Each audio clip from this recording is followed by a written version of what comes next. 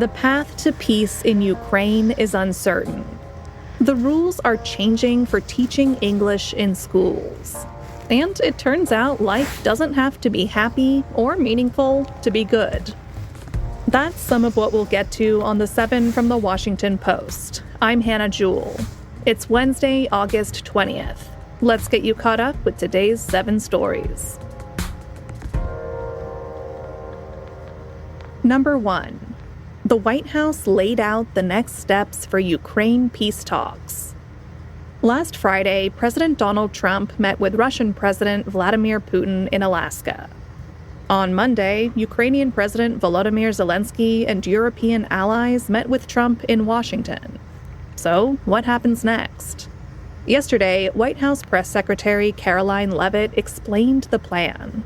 Following the encouraging conversations yesterday, President Trump spoke with President Putin by phone, and he agreed to begin the next phase of the peace process, a meeting between President Putin and President Zelensky, which would be followed, if necessary, by a trilateral meeting between President Putin, President Zelensky, and President Trump.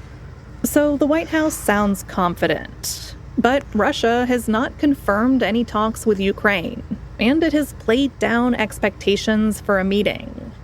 Meanwhile, the sides remain far apart on key issues. Russia is uneasy about any plans for the U.S. to guarantee Ukraine's security, and Ukraine does not want to give up any territory in a deal. President Trump spoke to Fox and Friends yesterday about his hopes for next steps. I hope President Putin is going to be good, and if he's not, it's going to be a rough situation, and I hope that President Zelensky will do what he has to do. He has to show some flexibility also. European allies of Ukraine are wary of an emboldened Russia next door. They say any settlement will have to provide safeguards against future attacks.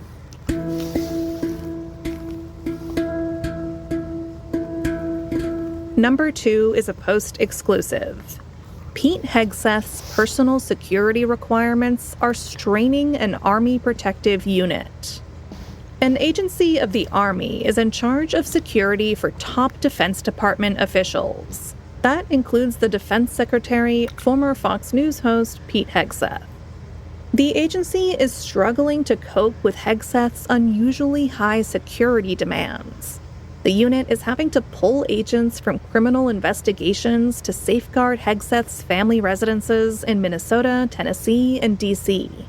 The sprawling, multi-million-dollar initiative has forced the agency to staff weeks-long assignments in each location. At times, it has had to monitor residences belonging to the Hegseth's former spouses. One Army official expressed frustration with the abnormal situation. They told the Post that some agents were being taken off investigations to, quote, sit on luggage or sit in cars in driveways. Number 3 is also a Post exclusive. DC's top prosecutor confirmed a major change to the city's gun policy. Jeanine Pirro is a Trump ally and former Fox News host who was confirmed as DC's top federal prosecutor this month. The Post reported yesterday that she ordered federal prosecutors in DC not to seek felony charges against people who are carrying rifles or shotguns in the nation's capital. A DC law prohibits carrying these guns with only a few exceptions. Pirro's new policy marks a break with past practice. Prosecutors have previously used the D.C. law to charge defendants in several high-profile incidents. Those include a 2019 shotgun attack in Northeast Washington and the Pizzagate shooter who targeted a restaurant in 2016 while chasing a conspiracy theory. The shift comes at an unexpected time. The Trump administration is ramping up federal law enforcement on the streets of D.C. in what it says is a bid to reduce crime.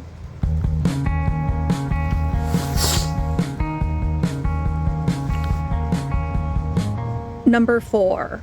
Texas is set to pass an election map that's favorable to Republicans. After weeks of delay and a major protest by Democrats, the Texas House reconvenes today. The chamber will gavel back into session this morning with an intent to vote on a redistricting plan. It would create 5 new safe Republican seats in the U.S. House of Representatives. Tensions are high. Last night, the Texas Capitol was evacuated in response to a shooting threat which cited the political situation. The person who posted the threat has not been identified. Meanwhile, other states, including California, Indiana, and Ohio, may try to redraw their maps too. Both parties are scrambling to get changes in place before the midterm elections next year. The Education Department rescinded rules for teaching English learners. That's number 5, and it's another post-exclusive.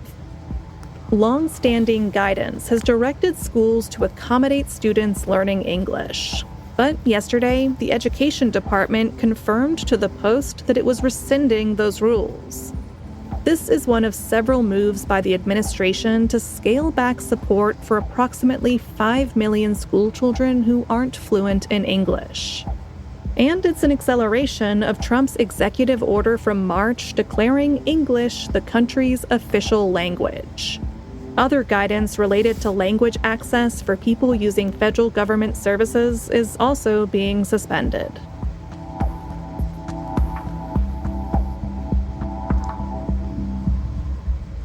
Hurricane Erin is creating dangerous conditions along the East Coast. That's number 6. A dozen states from Florida to Massachusetts are under an alert for hazardous conditions. Today into tomorrow, Hurricane Erin will make its closest approach to the U.S. It will pass just over 200 miles offshore of North Carolina's Outer Banks. Evacuation orders are in place for some islands and coastal communities. And up and down the East Coast, there's a threat of flooding, strong winds, rough surf, rip currents, and beach erosion. You can look up your state's risk at the link in today's 7 newsletter. So stay safe out there, and don't go for a dip in the sea.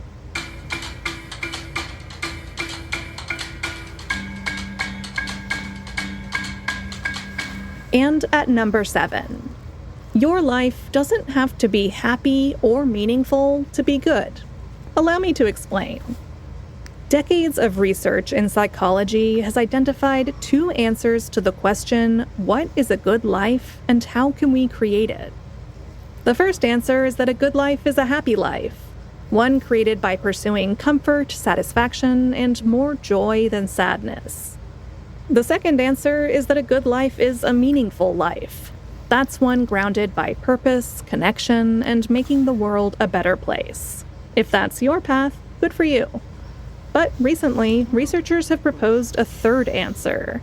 They say that a good life is a psychologically rich life.